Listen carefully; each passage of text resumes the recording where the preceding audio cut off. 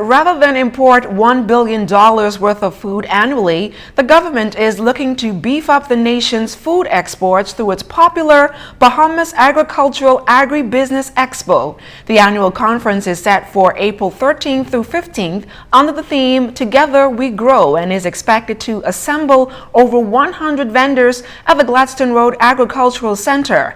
Minister of Agriculture and Marine Resources, the Honorable Renwood Wells, made the announcement this morning.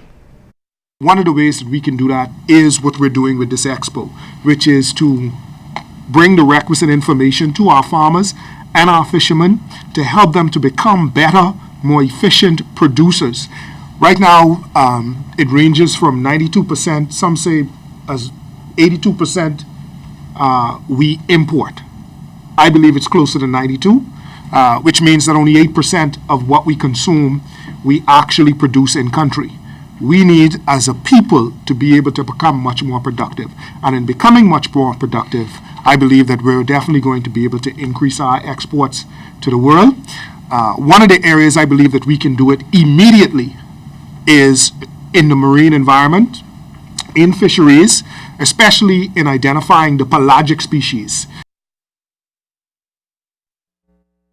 Tuna and wahoo as marine resources ripe for exports. The Agri-Expo has a number of activities planned to benefit farmers.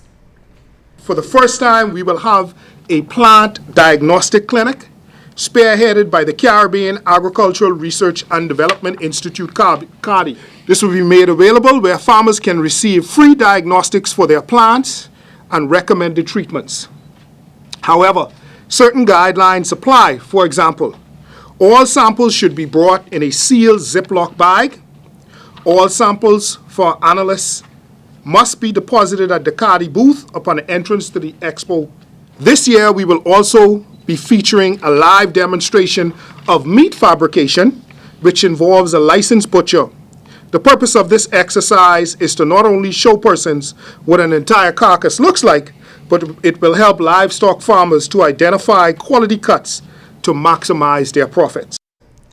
This weekend will prove a busy one for Rotarians as they prepare to host hundreds of their counterparts. Past Lieutenant Governor Felix Stubbs says 400 visiting Rotarians will arrive on Saturday to participate in a district conference. 250 of them will participate with local Rotarians to do several community projects across the island. Those projects will range from reading to kids at the Princess Margaret Hospital, working in the mangroves out on the southern end of the island, planting mango trees. We will also have two projects doing building community libraries, small libraries, so we can put books into the community for kids and adults to read. We've got a couple of projects at some of the local primary and high schools building public benches and lunch benches for the kids, as well as many of them will also go to the Salvation Army to do some painting for the Salvation Army.